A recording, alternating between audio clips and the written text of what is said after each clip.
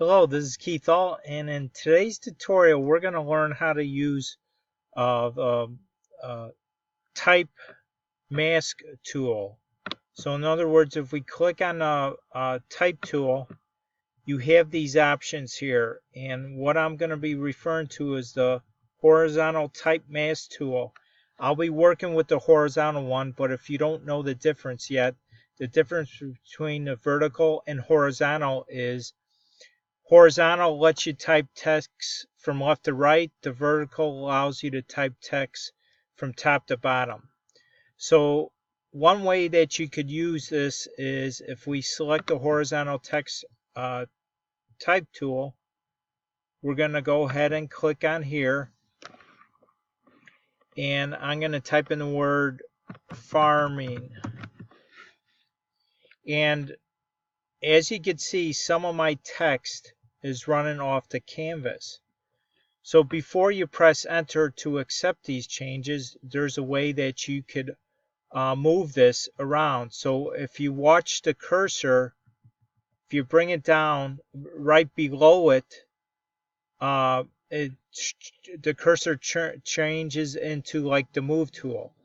If you continue down and it changes back to just an arrow, if I click on it, it'll accept these changes and turn this text into a selection. So let's move it first. So I'm going to left click here, and I'm just going to move it. Another tip before you actually press enter or whatever to apply these changes, you can hold down the control key and it brings up like a transform box. And this way that you can just move these any way that you want, just like you would if you were using a free transform tool. So just to let you know.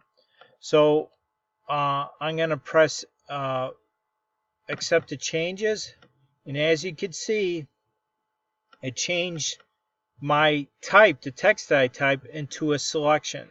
So one way that you could do this is I have two images, and what I could do is now I can mask this selection. So if I have the top layer selected, and if I click on add layer mask, as you can see, it created a mask for it. So this is one way that you could use the type mask tool.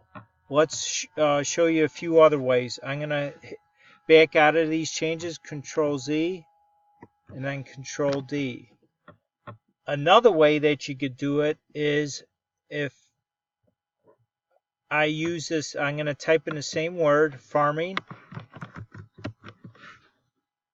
and I'm going to move it down.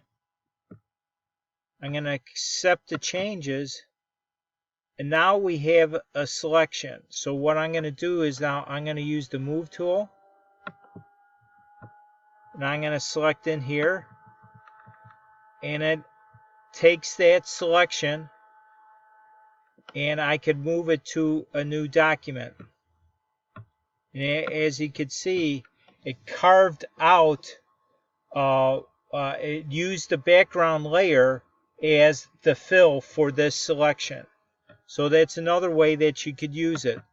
Another way that you could do this is I'm going to keep this selection up, and I'm going to go up to the edit menu, and I'm going to select copy merged, and then I'm going to go back up to the edit menu, and I'm going to use paste special, and I'm going to select paste in place.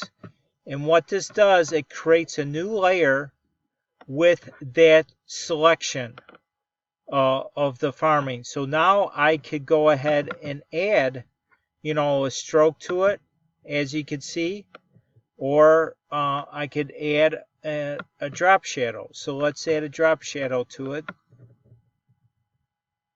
As you can see, it added a drop shadow. Now I press click OK. Now what I could do is, since this is on a separate layer, I could use the move tool, which is already selected. Now I can move this anywhere I want to on the document. And I could even use this selection and drag it to a new document also. So those are ways that you could use the horizontal or vertical type mask tool in Photoshop. Hopefully this gives you some ideas for future projects or for your current project. I want to thank you for stopping by today.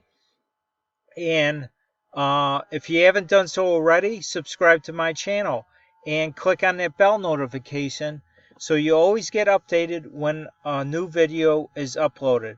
And also please like, share, and comment because it helps out the community when we all interact together and we all learn from one another.